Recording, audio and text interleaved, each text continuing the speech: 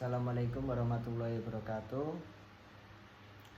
Sebelumnya yang kami hormati Ibu Siti Kasyati MAGCM selaku dosen mata kuliah Bantuan Hukum Ekonomi Syariah, serta teman-temanku yang kami banggakan. Kemudian izinkan kami dari kelompok 1 mempresentasikan hasil diskusi kami, yaitu tentang pelaksanaan bantuan hukum atau advokat. Sebelum memulai presentasi, perkenalkan terlebih dahulu anggota kelompok kami, yaitu ada saya Qoid Mutasim Fauzan dengan NIM 212111079.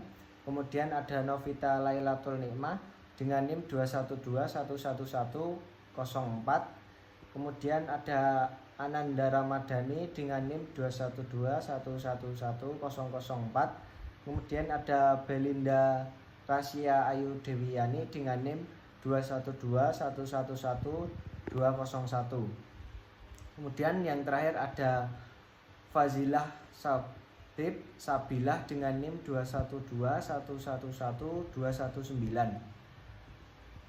Langsung saja, yaitu lanjut ke materi yang pertama tentang hak mendapatkan bantuan hukum. Berdasarkan Undang-Undang Nomor 16 Tahun 2011 tentang Bantuan Hukum, Pasal 1 Ayat 1 dinyatakan bahwa bantuan hukum adalah jasa hukum yang diberikan oleh pemberi bantuan hukum secara cuma-cuma kepada penerima bantuan hukum. Penerima bantuan hukum adalah orang atau kelompok orang miskin yang tidak dapat memenuhi hak dasar secara layak dan mandiri yang menghadapi masalah hukum. Sedangkan dalam SEMA nomor 10 tahun 2010 tentang pedoman pemberi bantuan hukum, pasal 27 dinyatakan bahwa berhak mendapatkan jasa dari pos bantuan hukum adalah orang yang tidak mampu membayar jasa advokat, terutama perempuan dan anak-anak serta penyandang disabilitas, sesuai dengan perundang-undangan yang berlaku. Selanjutnya, pelaksanaan hukum di dalam masyarakat itu sangatlah bergantung pada kesadaran hukum di suatu masyarakat, dikarenakan manusia adalah subjek hukum. Namun, selain tergantung pada kesadaran hukum, masyarakat juga tergantung dan sangat ditentukan oleh pelaksanaan penegakan hukum oleh para petugas penegak hukum. Oleh karenanya, banyak peraturan hukum yang tidak dapat terlaksana dengan baik, dikarenakan oknum penegak hukum kurang paham dalam melaksanakan tugas dan tanggung jawabnya. Pemberian bantuan atau pembelaan hukum bagi masyarakat itu tidak mampu hanya dapat dilakukan oleh advokat yang sudah terdaftar pada pengadilan tinggi setempat. Pemberian bantuan hukum tersebut dapat dilakukan melalui yang pertama, ada bantuan atau pembelaan hukum yang dilakukan oleh advokat secara perorangan. Yang kedua, ada bantuan atau pembelaan hukum yang dilakukan oleh advokat secara kelembagaan melalui lembaga bantuan hukum setempat. Itu tadi materi yang bisa saya sampaikan. Materi selanjutnya akan disampaikan oleh teman saya. Baik, selanjutnya tugas dan tanggung jawab seorang advokat kepada kliennya. Yang pertama, menjunjung tinggi kode etik profesinya. Yang kedua, membimbing dan melindungi kliennya dari petaka duniawi dan uhari agar dapat menemukan kebenaran dan keadilan yang memuaskan semua pihak, sesuai dengan nilai-nilai hukum, moral, dan agama. Yang ketiga, membantu terciptanya proses peradilan yang sederhana, cepat, dan biaya ringan, serta terciptanya penyelesaian perkara secara final. Yang keempat, menghormati lembaga peradilan dan proses peradilan sesuai dengan norma hukum, agama, dan moral. Yang kelima, melindungi klien dari kezaliman pihak lain dan melindunginya pula dari berbuat zalim kepada pihak lain. Yang keenam, memegang teguh amanah yang diberikan kliennya dengan penuh tanggung jawab, baik terhadap kliennya, diri sendiri, hukum dan moral, maupun terhadap Tuhan Yang Maha Esa. Yang ketujuh, memberikan laporan dan penjelasan secara periodik kepada kliennya mengenai tugas yang dipercayakan padanya. Yang ke-8, menghindarkan diri dari berbagai bentuk pemerasan terselubung terhadap kliennya. Yang ke-9, bersikap sistematik dan turut merasakan apa yang diderita oleh kliennya, bahkan mengutamakan kepentingan kliennya daripada kepentingan pribadinya. Yang ke-10, antara kuasa hukum atau advokat dengan kliennya haruslah terjalin hubungan saling percaya dan dapat dipercaya, sehingga tidak saling merugikan dan dirugikan. Yang ke-11, melaksanakan tugas profesi sebagai pemberi jasa hukum, bertindak jujur, adil, dan bertanggung jawab berdasarkan hukum dan keadilan. Baik, materi selanjutnya ada kode etik advokat. Dalam kode etik profesi advokat, selain ada kode etik kepribadian advokat, juga terdapat kode etik terkait hubungannya dengan klien.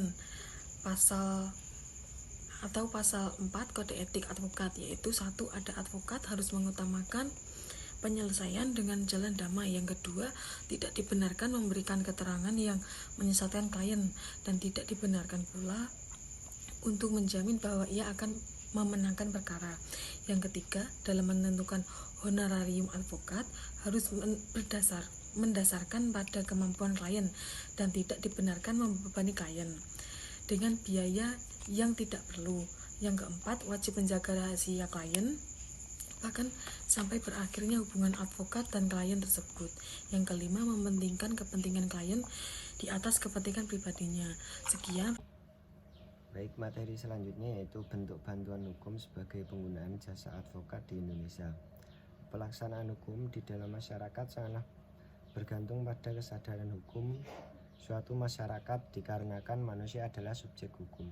Namun selain tergantung pada kesadaran hukum masyarakat, juga tergantung dan sangat ditentukan oleh pelaksanaan penegak hukum oleh para petugas penegak hukum. Oleh karenanya, banyak peraturan hukum yang tidak dapat terlaksana dengan baik dikarenakan oknum penegak hukum kurang paham dalam melaksanakan tugas dan tanggung jawabnya. Advokat adalah orang yang berprofesi memberi jasa hukum baik di dalam maupun di luar pengadilan yang memenuhi persyaratan berdasarkan ketentuan Undang-Undang Nomor 18 Tahun 2003 tentang advokat. Jasa yang diberikan advokat berupa memberikan konsultasi hukum, bantuan hukum, menjalankan kuasa, mewakili, mendampingi, membela dan melakukan tindakan hukum lain untuk kepentingan hukum klien atau jasa hukum. Advokat adalah pengacara yang diangkat oleh Menteri Kehakiman setelah mendapat nasihat dari Mahkamah Agung. Batas wilayah hukum tugas dari seorang advokat adalah seluruh provinsi di Indonesia. Dari pemberi bantuan hukum bagi masyarakat tidak mampu dilakukan berdasarkan ketentuan-ketentuan. Yang pertama yaitu UU Nomor 4 Tahun 2004 tentang kekuasaan kehakiman. Kemudian yang kedua pasal 13 ayat 1 tentang organisasi, administrasi dan finansial Mahkamah Agung dan badan peradilan yang berada di bawah kekuasaan Mahkamah Agung. Kemudian yang ketiga pasal 37 tentang setiap orang yang tersangkut perkara berhak memperoleh bantuan hukum. Kemudian yang keempat Undang-Undang Nomor 8 Tahun 1981 tentang Kitab Undang-Undang Hukum Acara Pidana. Kemudian yang kelima pasal 56 ayat 1 tentang dalam hal tersangka atau terdakwa, disangka atau didakwa melakukan tindak pidana mati atau ancaman pidana 15 tahun atau lebih atau bagi mereka yang tidak mampu yang diancam dengan pidana 5 tahun atau lebih yang tidak mempunyai nasihat hukum sendiri. Penjabat yang bersangkutan pada semua tingkat pemeriksaan dalam proses peradilan wajib menunjuk penasihat hukum bagi mereka. Kemudian yang keenam pasal 56 ayat 2 tentang setiap penasihat hukum yang ditunjuk untuk bertindak sebagaimana dimaksud dalam ayat 1 memberikan bantuannya dengan cuma-cuma. Kemudian yang ketujuh Kitab Undang-Undang Hukum Acara Perdata atau HIR atau RBG pasal 237 HIR atau 273 RBG tentang barang siapa yang hendak berperkara baik sebagai penggugat maupun tergugat tetapi tidak mampu menanggung biayanya dapat memperoleh izin untuk berperkara dengan cuma-cuma. Kemudian yang kedelapan instruksi Menteri Kehakiman RI nomor M01 UM 08 10 tahun nomor 10 tahun 1996 tentang petunjuk pelaksanaan program bantuan hukum bagi masyarakat yang kurang mampu melalui lembaga bantuan hukum.